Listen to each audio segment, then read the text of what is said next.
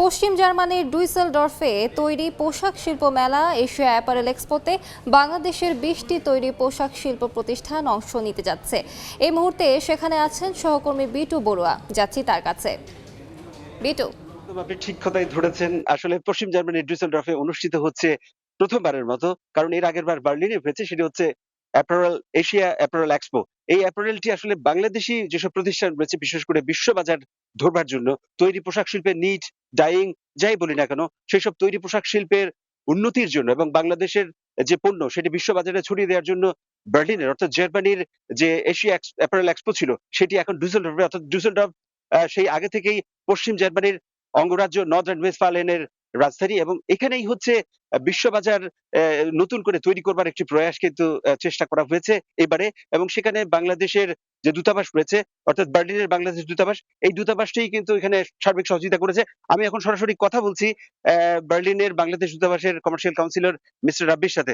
আচ্ছা, এইবারে যে বার্লিনের ছাড়া আপনারা ডুসেলডর্ফে স্থানান্তর করেছেন, কেমন সাড়া পাবেন বলে মনে হয় বাংলাদেশের ব্যবসা প্রতিষ্ঠানের জন্য, বিশেষ করে তৈরি পোশাক খাতে? জি, ধন্যবাদ আপনাকে। আপনি জানেন যে ইতিপূর্বে বার্লিনে এই মেলাটি অনুষ্ঠিত হতো, কিন্তু এবারের মতো এবার ডুসেলডর্ফে এটা অনুষ্ঠিত হচ্ছে। ডুসেলডর্ফ একটি অন্যতম একটি বড় একটি শহর।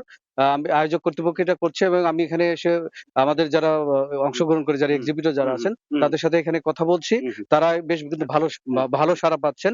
আমি এবং প্রত্যেকটা আমাদের যে স্টল আছেন, প্রতিষ্ঠান আছে, তাদের সাথে গিয়েছি, তাদের সাথে কথা বলেছি। আমি দেখেছি বেশ কিছু ক্রেতা তারা আসছেন, বায়াররা আসেন, তাদের সাথে ভালো সাড়া অনেক পাচ্ছেন। ধন্যবাদ, অনেক ধন্যবাদ। আমি এখন কথা বলছি। আচ্ছা, আসুন, আমাদের আরেকজন রয়েছেন যিনি আসলে এইখানে এইবারের মেলায় অংশগ্রহণ করেছে। তো কি মনে হচ্ছে, বার্লিনের চেয়ে যদি আমরা ডুসেলডর্ফে সম্ভাবনার কথা বলি, বাংলাদেশের এবারের যে যা নিয়ে এসছে, মনে হয় যে এখানে ভালো কিছু করতে পারবে? আমার অবশ্য বার্লিনে যাওয়ার অভিজ্ঞতা হয় নাই।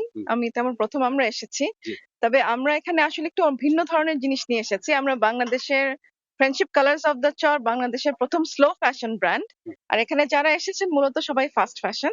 তো আমরা একটু ভিন্ন বাংলাদেশ থেকে আমি মনে করি, এবং আমরা যাদেরকে নিয়ে কাজ করছি, আমরা গাইবান্ধা, কুড়িগ্রাম জেলার চর অঞ্চলের মানুষদের নিয়ে কাজ করি, বাহ! এবং আমাদের যা এখানে আছে সবই ওই মানুষদের দ্বারা তৈরি। চমৎকার, এবং চমৎকার, জি, চমৎকার। অনেক ধন্যবাদ জি, আপনাকে। Thank you so much.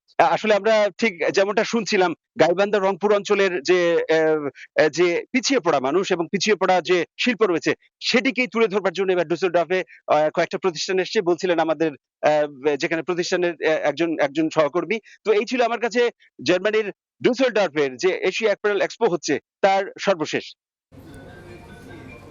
সরাসরি যুক্ত ছিলাম পশ্চিম জার্মানির ডুইসেলডর্ফে।